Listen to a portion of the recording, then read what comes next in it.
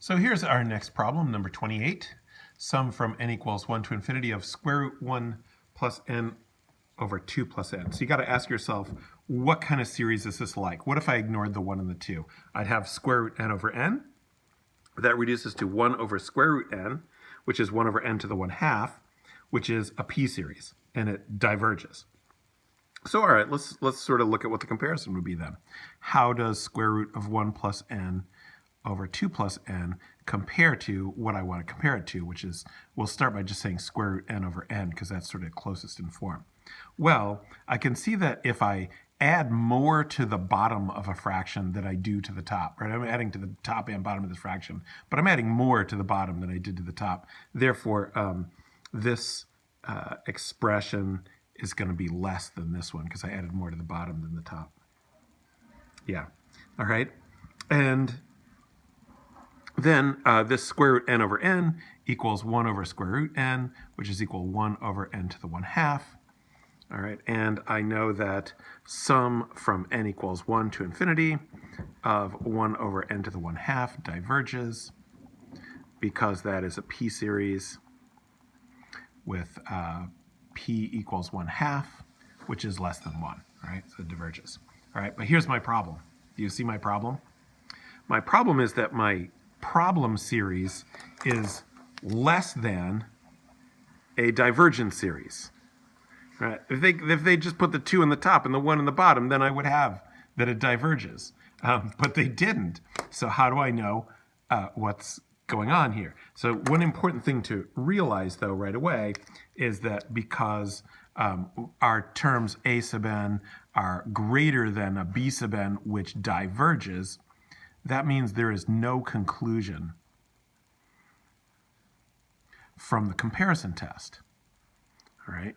But there's something, right? I mean, it's like really, this series is going to be really similar to this series, and this series diverges. So yeah, this series is less than this series, but it's not a lot less, and there's more. So look at, I got a graph here. Just look at this. Look at this graph. Here, let me turn the light off there. All right. So this is the blue graph is square root x over x. The red graph is square root of 1 plus x over 2 plus x. And as we expect, the red graph is always lower than the blue graph. And over here, this one, they have asymptotes in different places, but we don't care about anything except after n equals 1, which is right here. So we're going to ignore the asymptotes and sort of look at how the red series, our series in question, is always less than our blue series, which is divergent.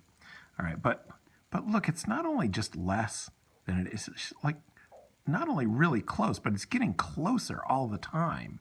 All right, these functions get closer and closer together. I can stretch them out, but then if I just go over far enough, they're getting closer and closer together.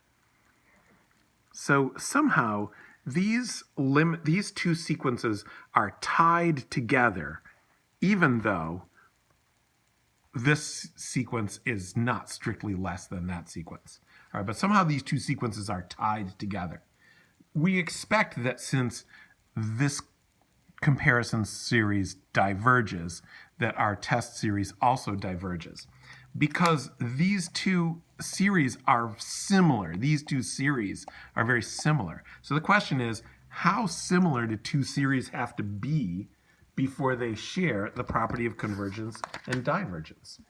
Well, I'm not going to drag that one out. You can read all about it in your textbook, but I'm just going to jump to the conclusion here. The limit comparison test. How similar do two series have to be in order to share convergence or divergence? So the conclusion is that either both series converge or both diverge. So they share the property of convergence or divergence, our comparison series and our test series. And here especially, it's really clear that it's arbitrary which series is which. All you have to do is look at the limit as n approaches infinity of the ratio of the terms. And if that limit that you get is c, all right, some real number c, well, what does the c have to be? Does it have to be 1? Everything else has to be 1, or it has to be less than 1. What does it have to be? All it has to be is a finite number. a finite number and greater than 0. So it can't be 0, it has to be positive, but it has to be finite. So if the limit of the ratio of the terms is any finite number, by the way, is redundant because anything that's not finite is also not a number. Infinity is not a number, but they're emphasizing it's a finite number. There are other ways to write this. I'll show you another way to write it. Then either both series converge or both diverge. All right, so I'm going to write that this way. We still do require positive terms here, so we haven't had any way to deal with series with negative terms. But hold on, because that's coming next, but not today. If we have a sub n and b sub n are both positive series.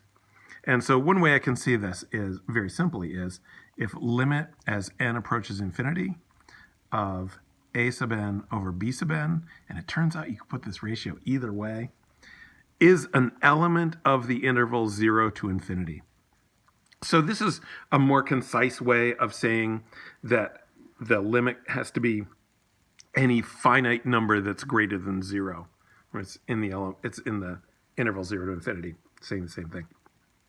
So you could, but if for people who prefer words, equals c, where c is a positive. I don't have anything against words. I like words. Positive finite number, but I like symbols too.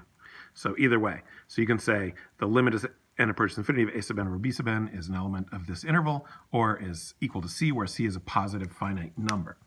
But finite number is redundant. All right. This is, if this is true, then sum from n equals 1 to infinity of a sub n and sum from n equals 1 to infinity of b sub n either both converge or both diverge. All right, so this is called the limit comparison test. It is in your book on page 688. And I will show how this limit comparison test can be applied to this series and prove that this series diverges.